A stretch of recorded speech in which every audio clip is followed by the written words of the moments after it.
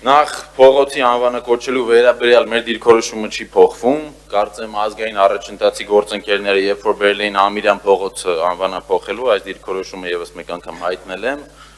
Ժողովուրդ, իմ պատկերացմամբ սխալ մոտեցում է, որ 60 հոգանոց ավականու այս կազմը 65 հոգին եւս Տիկին Խաչատրյանը ասեց 300 հոգի է քվեարկել Երևանի այդ ակտիվ քաղաքացու հարթակում, իմ կարծիքով 300 հոգիները քիչ, բայց ես նայեցի 300 չի 150 է։ Խնդիրն ինչումն է, իմ պատկերացմամբ Երևանում կան շատ մարդիկ, ովքեր որ իրենց փողոցի անվան մարդու կենսագրությունը գուցե չգիտեն, բայց ծնվելով, մեծանալով այդ փողոցի տարածքում լինելով Երևանցի, այդ փողոցի անունը մարդկանց դառնում է շատ հարազատ։ Եվ սենց ոտի վրա որոշել գալ փողոցի անուն փոխել իմ պատկերացմամբ սխալ է։ Իհարկե հասկանում եմ Հանրապետություն կուսակցությունը ունի շատ ուժեղ հակառուսական քաղաքական ուղի, չնայած հենց կարծեմ ձեր կուսակցության ղեկավարը, երբ որ Քրքորյանը ողջ էր, այդ ժամանակ դեռ 90-ականներին, 2000-ականներին շատ ուժեղ Ռուսաստանի կողմնակից էր։ Հիմա խնդիրն ինչումն է։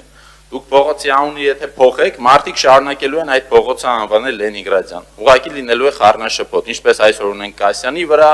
ինչպես Մաշտոցը մինչև այսօր անվանում են Պրոսպեկտ եւ այլն։ Հիմա անդրադառնամ քաղաքական մասին։ Երբ որ դուք խոսում եք Քրքորյանի մասին, հետո էլ ձեզ թույլ եք տալիս ասել, որ եթե նա ողջ լիներ, այստեղ խմբակցություններ կային, որ չէին լինի, չեմ կարծում նախ որ հարգարժան պարոն Քրքորյանը Աստված իր հոգին լուսավորի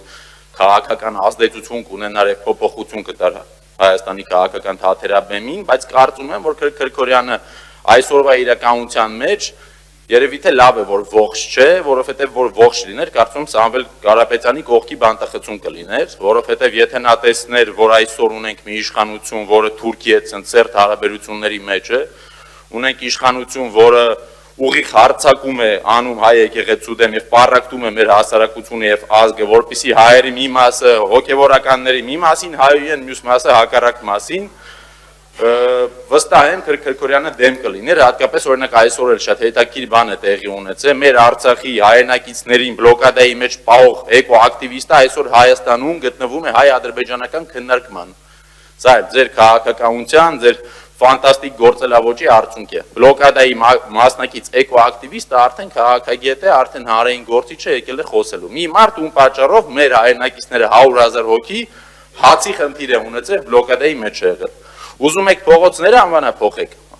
Գտեք փողոցներ, որոնք որ կամ անուն չունեն, կամ այնպիսի փողոցներ, որոնց անունները հայտնի չէ, այսինքն մարդիկ շատ չեն օգտագործում։ Ձեր փոփոխությունից Լենինգրադյանցին չի դադարելու լինել Լենինգրադյանցի։ Այս ձեր մոտեցումները, ձեր քաղաքական փուճուր տրուկերով մի վնաս տվեք այս քաղաքին։ Քաղաքի մասին մտածում եք կոռուպցիայով քիչ զբաղվեք, շինարարությունը ճիշտ արեք։ Այս ձևական